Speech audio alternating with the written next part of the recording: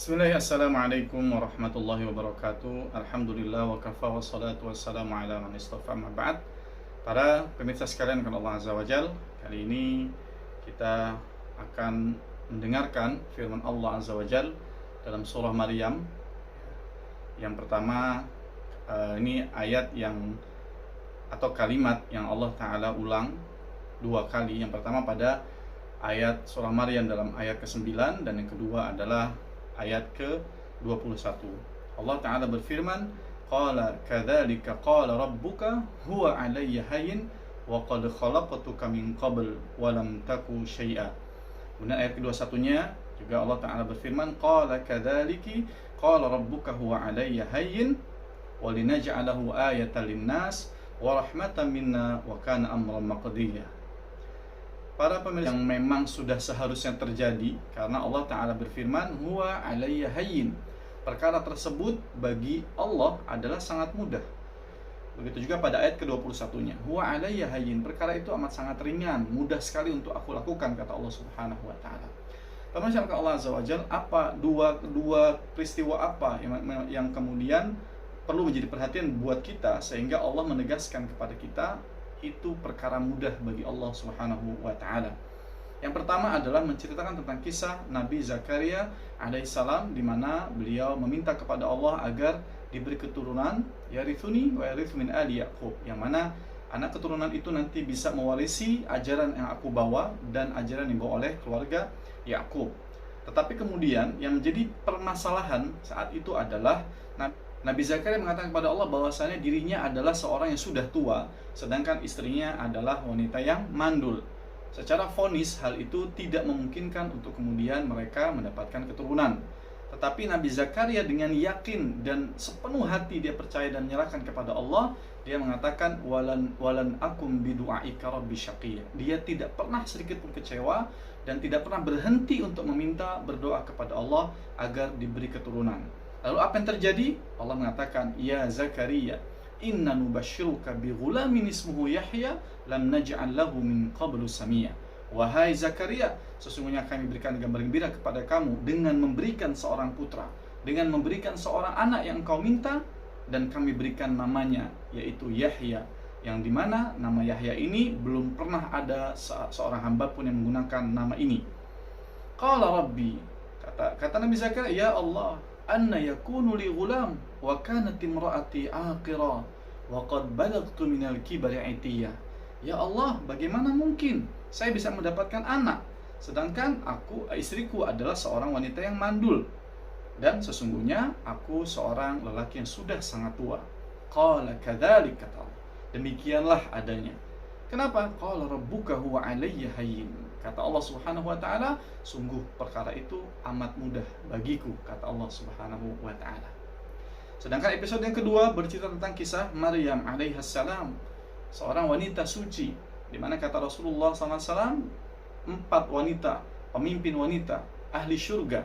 Yang pertama adalah Maryam bintu Imran, kemudian Khadijah bintu Khuwailid, Fatimah binti Rasulullah SAW, dan Asiyah imra'at Fir'aun, yaitu Asiyah istrinya daripada Fir'aun. Maryam alaihissalam adalah seorang wanita yang abid, ahli ibadah, sehari-hari hanya sibuk beribadah kepada Allah Azza wa Jalla, dan tidak pernah berhubungan dengan seorang pria, seorang lelaki manapun. Tidak pernah ada yang namanya jatuh cinta, apalagi sampai kemudian melakukan hubungan-hubungan terlarang. Waliyadzubillah, itu tidak pernah terjadi. Dan Allah mensucikan Maryam bintu Imran. Innallaha astafaki wa tahharaki wastafaki ala nisa'il alamin. Sesungguhnya Allah telah memilih kamu, mensucikan kamu, dan memilih kamu, menjadikan kamu wanita yang istimewa di antara wanita-wanita di muka bumi. Tapi kemudian apa kata Allah Subhanahu wa Ta'ala? Qala innama ana rasul rabbik. Ketika itu Allah Ta'ala mengutus Jibril dan malaikat yang lainnya untuk kemudian menyampaikan pesan dari Allah Subhanahu wa Ta'ala.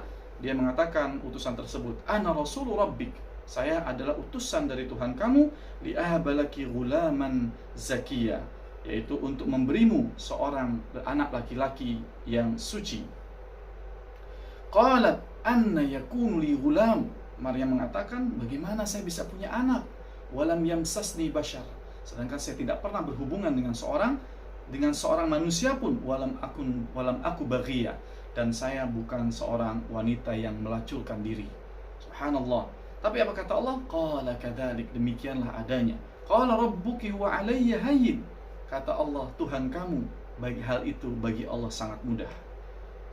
Jamaah para pemirsa yang dimuliakan Allah Azza wa Jalla, dua cerita ini, dua kasus ini secara hitung-hitungan manusia, logika manusia menunjukkan kepada kita adalah perkara-perkara yang sangat mustahil.